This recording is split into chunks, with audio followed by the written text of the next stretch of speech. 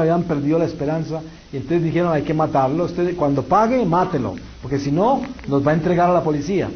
Y esa fue la sentencia a muerte.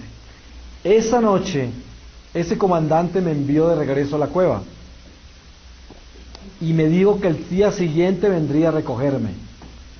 Cuando yo caí en esa cueva otra vez, ustedes se podrán imaginar esto. Si ustedes creen que los primeros 15 días fueron horribles, imagínense en esa noche cuando no tenía esperanza ya de escaparme. Aunque tuviera oportunidad, no podía escaparme, porque eso quería decir matar a mi familia. Entonces estaba muerto en vida. Yo trataba de gritar, de llorar, nada me salía, nada. Y trataba de buscar dentro de mí todas estas grandes filosofías que yo estudié, toda la magia, la superstición, el espiritismo, todas las cosas que yo practiqué para ver qué me salvaba, qué me traía como lazo para sacarme de ese horror en que estaba en ese momento. Nada venía a rescatarme, absolutamente nada. Entonces traté de buscar oraciones de la iglesia cuando estaba en mi pueblo, de mi mamá, del colegio, no me acordaba de nada. En ese momento comencé a vivir una experiencia mística con Dios, pero yo no sabía que eso era una experiencia mística hasta mucho después. Les voy a dar un dato. Yo nunca he estudiado teología ni ciencias religiosas, no me sabía ni el catecismo, nada. Se me ha olvidado el Padre Nuestro. Por lo tanto, yo les voy a dar un dato que me han dado los teólogos. A través de mi vida misionera de varios años ya, yo tengo relaciones con diferentes universidades católicas. En las que más se ha concentrado el estudio de mi caso ha sido con la Universidad de Notre Dame en Indiana y Steubenville en Ohio. En esas dos universidades yo voy 2 veces al año a dar charlas de diferentes temas. Pero allí la explicación que me han dado es esta. En términos teológicos se dice que esa noche yo viví una experiencia con Dios que duró como 8 horas más o menos.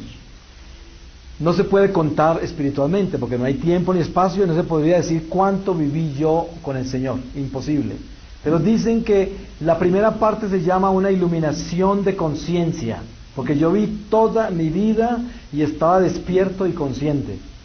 Y la segunda parte se llama una visión con Dios, que en algunos términos teológicos lo llaman un rapto, en otras visión, hay muchas descripciones de esto.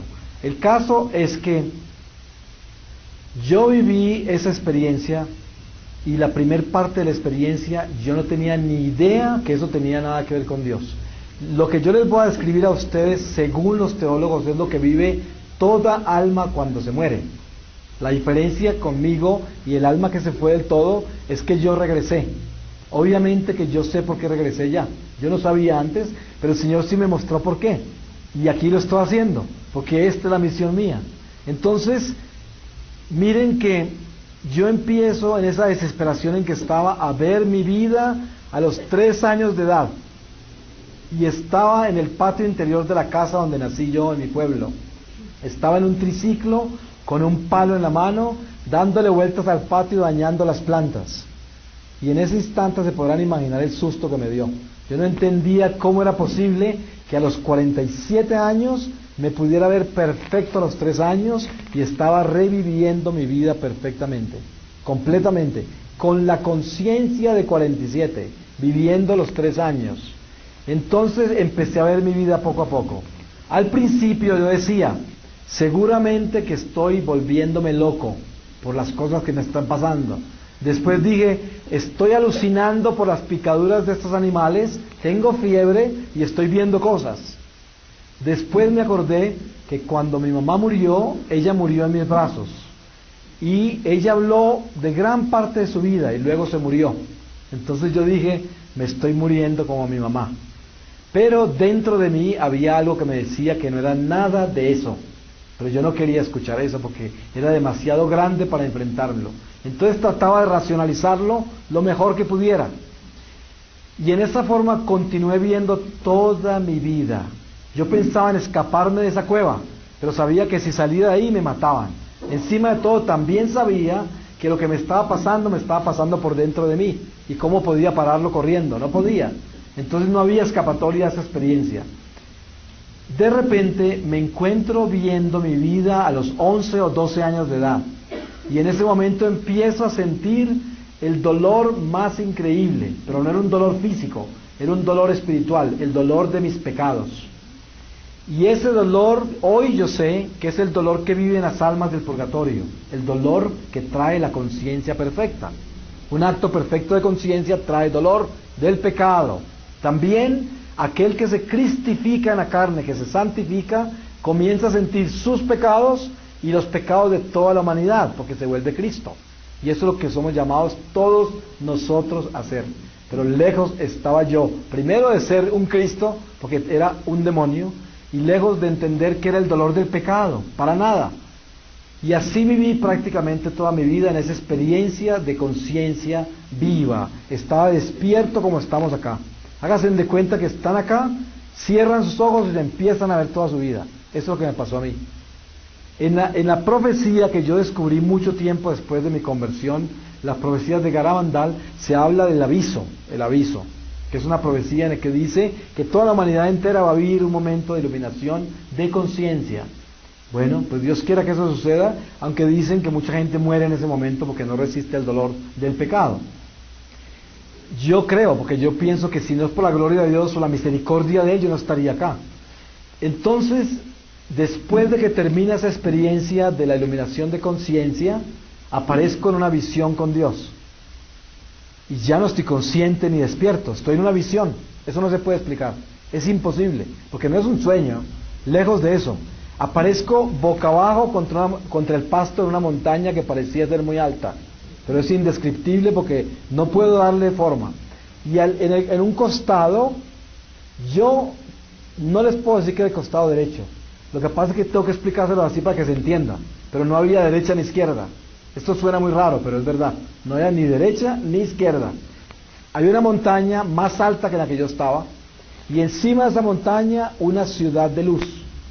Lo más hermoso que ustedes se puedan imaginar. Uno no se lo puede imaginar.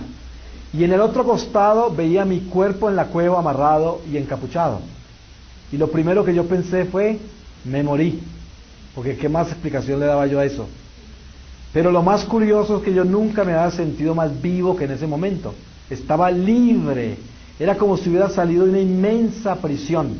Pero no solamente del secuestro, sino de la prisión de esta vida terrenal, de la carne. Me sentía libre, libre. Y no quería regresar a ese cuerpo que era el mío. Eso no quería hacerlo.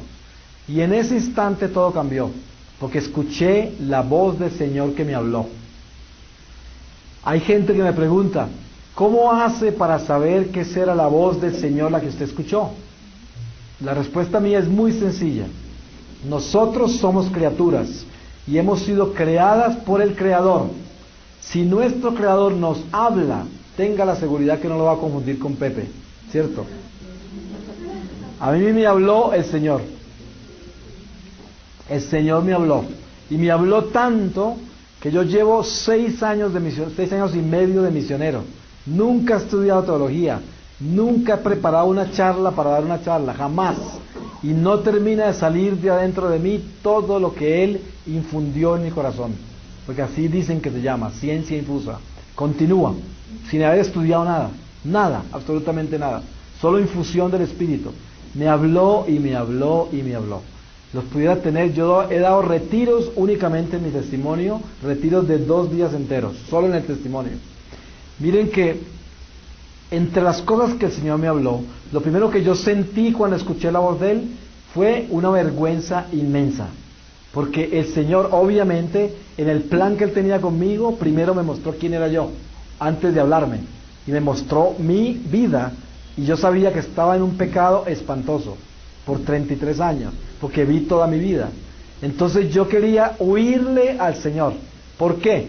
La voz del Señor parecía que salía de adentro de mí, parecía que saliera de las entrañas de la tierra, como si viniera de todo el universo entero. Todo me hablaba, la voz de Él me hablaba de todas partes. Y lo más grande que puedan imaginarse, pero al mismo tiempo la misericordia más inmensa, indescriptible, la compasión, el amor. Solo me quería perdonar, solo me quería absorber. Pero como yo